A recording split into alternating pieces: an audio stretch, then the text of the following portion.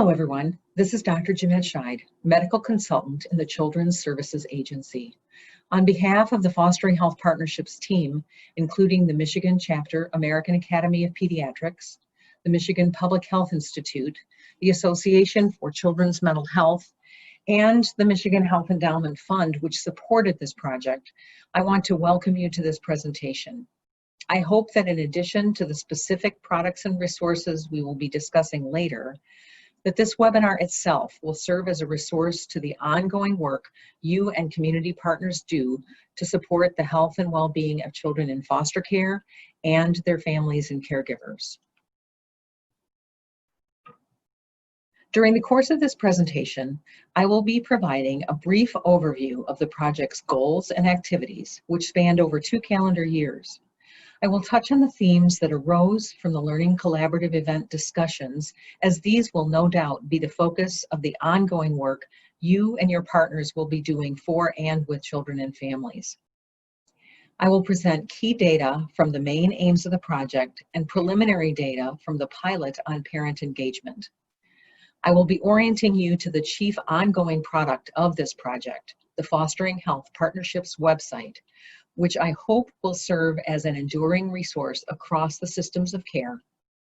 And I will also highlight a few examples of local and regional activities that arose from the Learning Collaborative events. Finally, I will raise some ideas about ongoing work building on the partnerships that were developed and strengthened through the course of this project.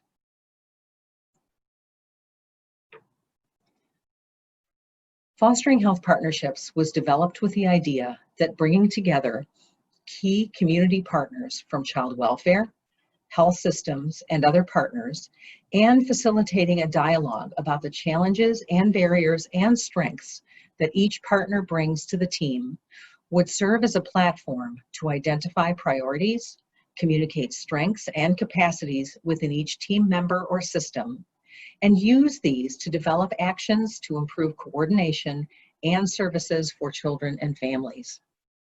Each Learning Collaborative event included an in-person meeting, followed by a web-based conference call to follow up on issues, concerns, and plans outlined at the initial meeting.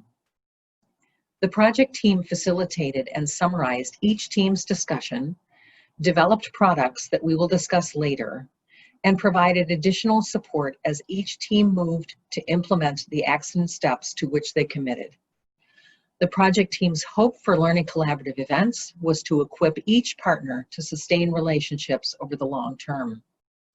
The project team hypothesized that the Learning Collaborative events would improve timely medical and dental examinations and improve communication and coordination. The project team hoped that the pilot engagement efforts for parents would be feasible and would result in improved parent engagement in their children's health activities. Although each community across Michigan, from Detroit in Wayne County to Iron and Copper Country in the Upper Peninsula, has its own resources and challenges, some broader themes emerged over the course of the project. The first was that although partners were already working to address health and well-being needs of children in foster care, each partner had limited information about others on the team. Participants agreed that knowing more about the roles and responsibilities of other team members would help accomplish daily tasks and support ongoing collaboration, especially in the context of staffing turnover. A second theme related to communication. One communication challenge was balancing confidentiality with efficient health information transfer about individual children. This has been particularly difficult for private agency partners because healthcare teams do not always understand the role that private agencies play within child welfare. Another challenge was communicating to ensure an integrated team approach. For example, when addressing the tension that occurs when a court orders mental health treatment, even though mental health service providers and policy consider mental health treatment to be voluntary. Across the board, teams recognize that there are limited resources to support the health needs of children in foster care. Prominent among these was arranging for transportation for health appointments. Other resource limitations included dental and specialty dental health services, mental health, and trauma-related services.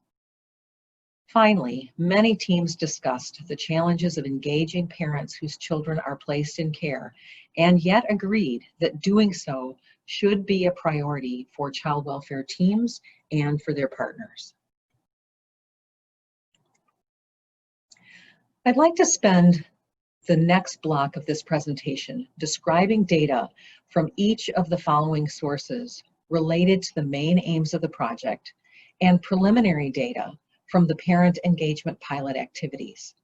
The data from the main aims include the surveys that participants completed before and after learning collaborative events, the interviews that some participating physicians completed with the project team, and data on timely medical and dental examination completion. The parent engagement data includes preliminary information from parent interviews, data from My Health Portal enrollment, and preliminary data from MySACWIS case reads. The Fostering Health Partnerships team developed a survey for learning collaborative event participants, including questions about affiliation and role, opinions about the capacity of the systems of care to meet the health needs of children in foster care, the impact of the learning collaborative event process itself on understanding these needs, and the participants' intent to take action to address identified gaps. Just over 1,400 individuals from 80 Michigan counties were invited to participate in learning collaborative events during this project. 3 counties, Kalamazoo, Macomb, and Isabella, held learning collaborative events under prior projects and funding and are not included in the data presented here, though the themes and issues and action steps identified during those events were similar to those in the remaining counties in Michigan. 715 individuals, or just over 50%, completed the pre-learning collaborative event, post-learning collaborative event, or both surveys. The distribution of respondents is shown on this map, and it mirrors to a great extent both the distribution of the population of children and families served by child welfare and the proportion of individuals serving children and families.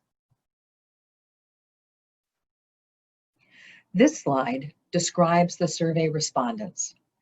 As can be seen on the left bar graph, child welfare personnel represented the majority of learning collaborative event participants, though there was a substantial representation from healthcare, including primary, oral, and mental health care providers. School service providers also attended regularly, as did representatives from the Medicaid health plans and other stakeholder groups. The graph on the right breaks out the healthcare respondents in more detail. Although it was a challenge to recruit physicians to attend events because doing so represented a substantial time commitment overlapping with clinical schedules, physicians were participants at nearly all learning collaborative events and did represent nearly 20% of the survey respondents from healthcare teams. Healthcare providers brought a unique perspective and participated actively in learning collaborative events. Across the board, learning collaborative event participants reported deriving benefit from attending the events. Not surprisingly, participants from outside the child welfare system reported slightly more benefit, in part because the information about the healthcare needs of children in foster care and child welfare policy was new to them. More than 4 out of 5 individuals reported an intent to take action following the learning collaborative event they attended. From child welfare teams, this included developing protocols to send more information to others on the team, or to increase efforts to support foster parents in taking health information, in particular, the medical passport, to health appointments. Healthcare providers, especially those who had not yet formed a relationship with the health liaison officer serving their area, discussed developing closer ties and communication with child welfare team members. Another area that healthcare providers discussed was building in questions about a child's living arrangement for reception staff setting appointments, so that these appointments could include more individuals in the child support systems. As hypothesized, participants outside the child welfare system reported a substantial increase from 16 to 38% before a learning collaborative event to 82 to 93% after learning collaborative events in knowledge and understanding of child welfare systems as a result of attending a learning collaborative event. The fact that providing information to healthcare and other providers in this forum did increase their knowledge will be important as we in child welfare continue developing strategies to engage our partners from outside the child welfare system. The team from the Michigan Public Health Institute engaged 7 physicians across the state who had participated in a learning collaborative event in an in-depth interview to gather more detailed information about their experiences working with child welfare teams and their feedback about the learning collaborative events. Not surprisingly, those who attended learning collaborative events already do routinely provide primary care services for children in foster care. The interviewees noted that as a result of their participation, they experienced an improved understanding about identifying children in foster care, felt better equipped to collaborate with a child's foster care worker, understood more about the initial medical and dental examination requirements, and gained a better understanding of the importance of sharing health information between their offices and child welfare teams. Interviewees also plan to increase partnership activities, including ensuring that their office was noting children in foster care, being more inclusive of parents, assisting child welfare with meeting the initial comprehensive exam requirements, engaging in informed consent for psychotropic medications, and being more responsive to requests for the documents needed by child welfare.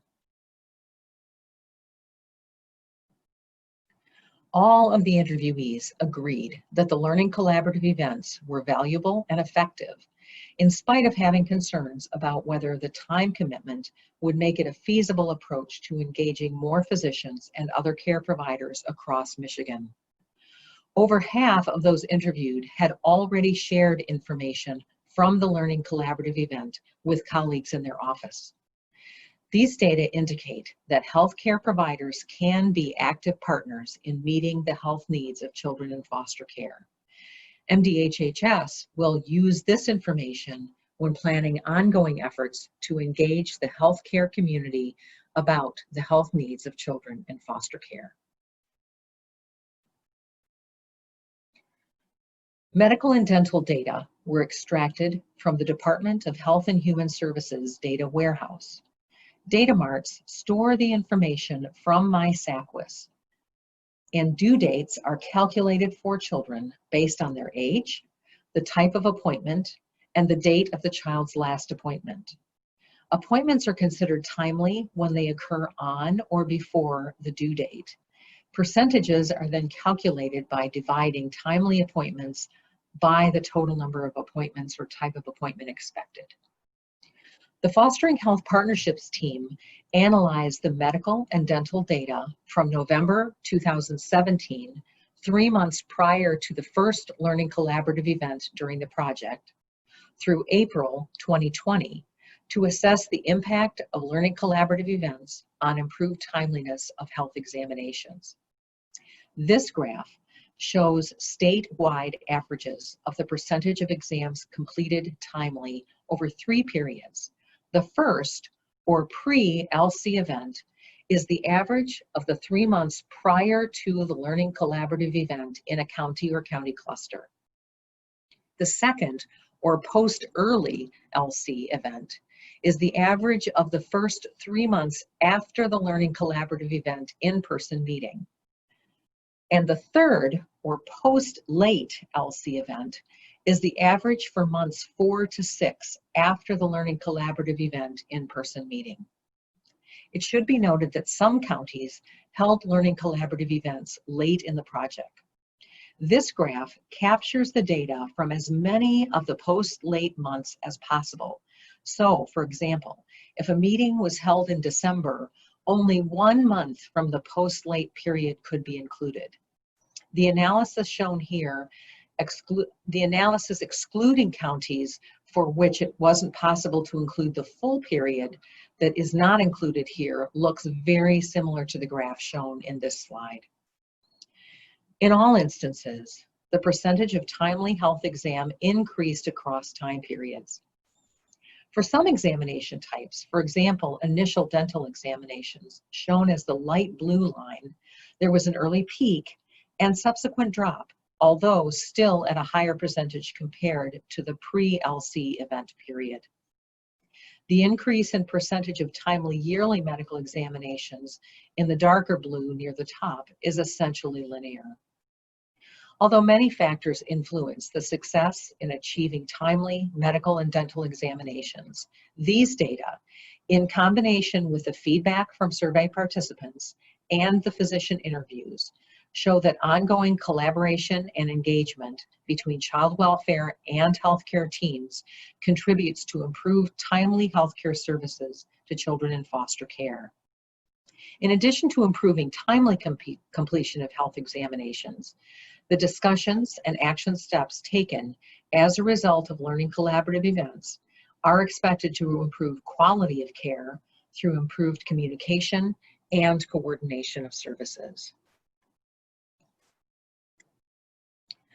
A secondary aim of this project was to pilot some activities to increase parents' engagement in their children's health care. The project team developed some materials to support and encourage parents to stay connected to their children's care providers. Foster care workers in the pilot counties provided these materials to parents of children coming into foster care for a 6-month period from November 2018 to May of 2019.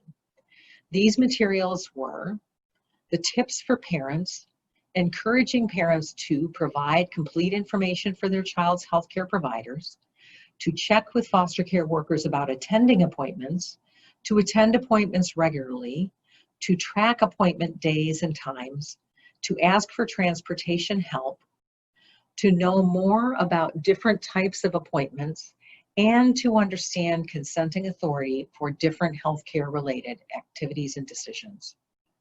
The links for parents provided addresses for state and national web-based resources to help parents engage as advocates in their child's care. The guide for parents was a worksheet parents could take with them to appointments with their questions and concerns and track the outcomes of each appointment. Foster care workers also provided a brochure for the My Health portal to parents to encourage them to enroll in this resource for themselves. The Learning Collaborative events in the 3 pilot counties also included parents and an increased focus on parent engagement. The project team asked foster care workers to document their efforts to engage parents in participating in their children's care when documenting case practice activities in MySACWIS. The project team gathered data from a few sources to evaluate the impact of these pilot activities.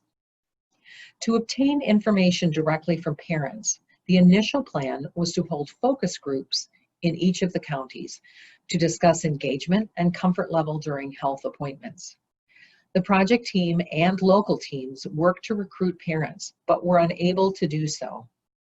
Instead, parents were offered the opportunity to engage in key informant interviews. Despite additional efforts to recruit parents for this kind of feedback, including outreach through DHHS county offices, private placement agencies, parenting organizations, and substance use disorder treatment programs, 2 parents from 2 of the 3 pilot counties were willing to provide detail on their children's experiences in foster care, communication with their children, communication and engagement with their child's personal doctor, their participation in their children's health care appointments, interactions with the foster care worker, and engagement of their own health and management in their own health. It is challenging to draw conclusions from such limited data. One parent did report increased contact with the foster care worker about their children's healthcare activities during the period that pilot activities were in place. Clearly, there is more work to be done. I can, however, share that parents who participated in one of the Learning Collaborative events are now members of the Guy Thompson Parent Advisory Council, administered within MDHHS Prevention Services. Parent engagement continues to be an area of focus, especially as Michigan engages in Family First Prevention Services Act implementation. The project team partnered with the Medical Services Administration at MDHHS to obtain data on My Health Portal enrollment across the state. My Health Portal is available to Medicaid recipients, and parents can also enroll their children who are Medicaid recipients in the portal, as well as enrolling themselves if they are Medicaid recipients. When children come into foster care, if their parent had enrolled them in the portal on their behalf, the parent is removed as the responsible party, and that enrollment switches to MDHHS child welfare personnel. At the time of fostering health partnerships, there was and remains no pathway for parents to maintain access to the portal for their children while those children are in care. Therefore, for the purposes of this project, the general portal enrollment was considered a proxy measure for parental engagement efforts. This graph shows enrollment in the portal, which would have been available to parents who were themselves Medicaid recipients. The Medical Services Administration teams continue to promote the portal as a tool for Medicaid recipients to track aspects of their health and healthcare needs. Across the board, as shown in the bottom graph, the bottom line, enrollment in the My Health portal has increased, which is likely the result of the Medical Services Administration's ongoing outreach. But, as shown in the upper line, enrollment in the pilot counties showed a larger increase that was statistically significant compared to the remaining counties in Michigan. These data do support the hypothesis that foster care worker activities can increase parent engagement. The project team requested a random sample representing approximately 10% of the children entering foster care in each of the 3 pilot counties during the 2 periods. The first period was from November of 2017 to May of 2018, which is before foster care workers were asked to begin pilot parent engagement activities. And the second was from November 2018 to May of 2019, during the period that foster care workers were conducting pilot parent engagement activities. This initial sample was refined to include only children who were temporary court wards during both periods, because once parental rights are terminated, no further engagement in the child's health care is expected. Case readers began by determining that parents were allowed contact with the child during the periods in question. The case read only continued when parents were in contact with their children or allowed contact with their children during both periods. The project team refined the sample further to limit case reads to those children who were in foster care during both periods, as this seemed the most reasonable way to compare change in casework practice between the 2 periods. The read focused on updated case service plans and parent agency treatment plans, looking specifically for language referencing parent involvement in health-related activities. The case read process has not concluded at the time of this presentation, and these results must be considered preliminary.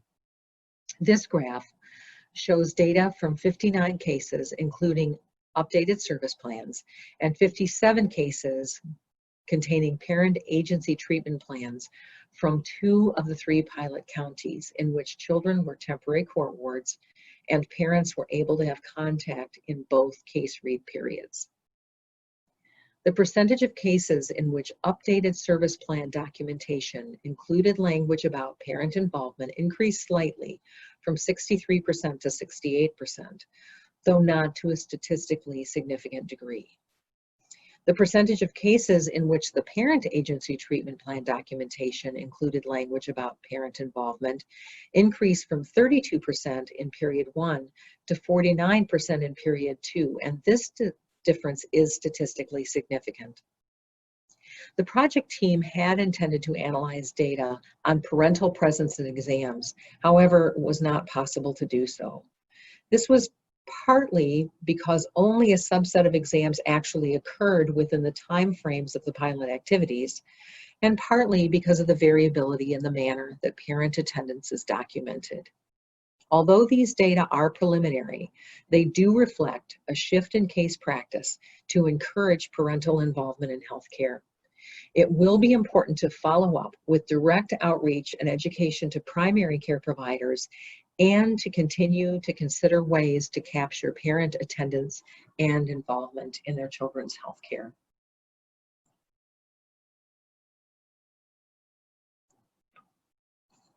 I'd like to shift to describe the set of products that have come from the Fostering Health Partnerships Learning Collaborative events and ongoing discussion with LC event participants. All of these are located currently on the Fostering Health Partnerships website within the parent MDHHS website, www.michigan.gov/MDHHS, or will be added in the near future. The Fostering Health Partnerships site can also be found by doing a Google search of the term. One page on the site focuses on providing practical guidance to system partners.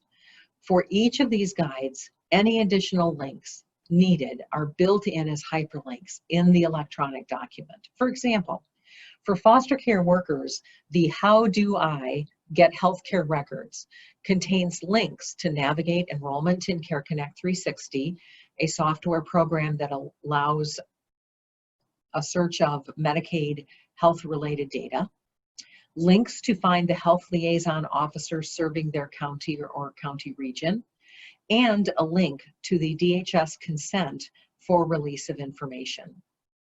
The Child Welfare Medical Unit will continue to add guides as requested by the field and its partners.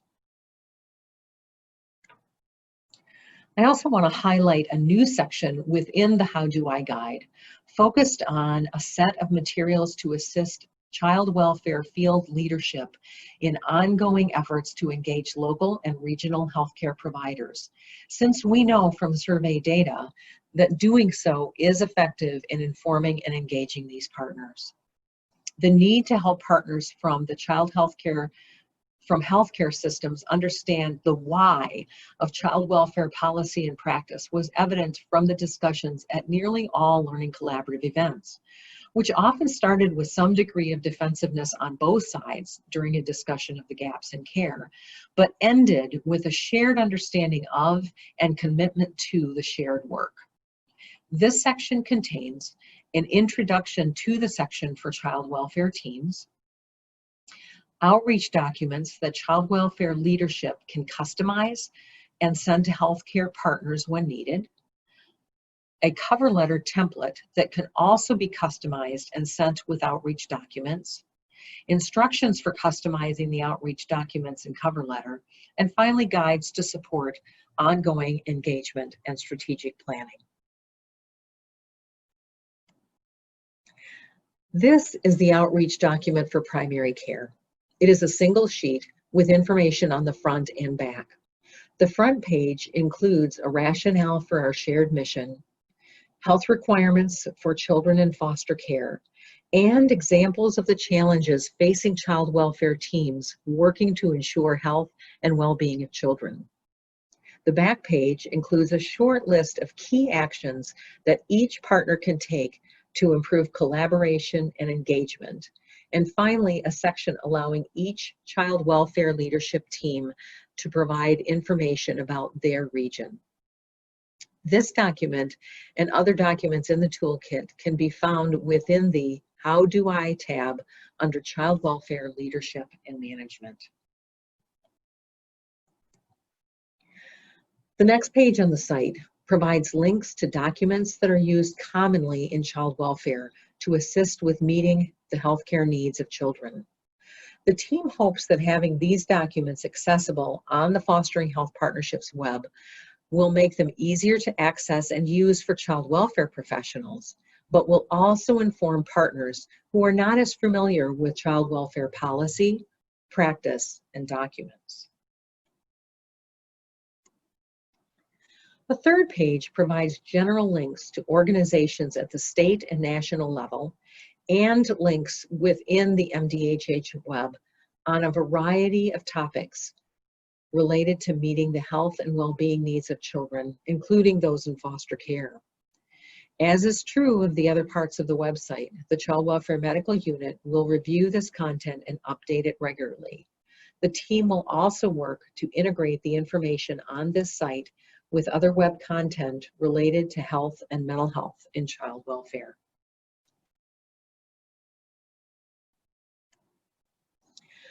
A fourth page on the site, which is coming soon, will focus on providing information about each of the partners in the broader system serving children, or team roles and responsibilities. This information will allow partners from one part of our complex systems to orient themselves to different parts of the systems they are not as knowledgeable about. The next two slides are screenshots of the roles and responsibilities documents. This example focuses on Child Protective Services investigators and shows just two of the sections in that document describing what investigators do and what they need from other partners to do that job well. There is another example, this one about primary care providers. In this example, the screenshot highlights the content about how to contact primary care providers effectively and how primary care generally approaches sharing information with other team members. We have a number of these roles and responsibilities guides ready, and will plan to build more over time to reflect the full range of partners supporting the health and well-being of children in foster care. These documents will be downloadable from the web so that they can be printed and shared with partners as part of orientation and outreach, in addition to being available electronically on the website. The final section of the website I want to highlight is the interactive map, where those on the site can search for resources that support children and families in each county. I have included just one of the counties on this slide as an example. The Child Welfare Medical Unit will continue to reach out on a regular basis to counties and partners to see if there are new items that need to be added to reflect accurately each community's resources. The Fostering Health Partnership team hopes that this information will be useful to teams when children engage or change placement during foster care, and be useful to transition age youth and their supports as they consider moving, leaving the foster care system, or continuing in young adult voluntary foster care.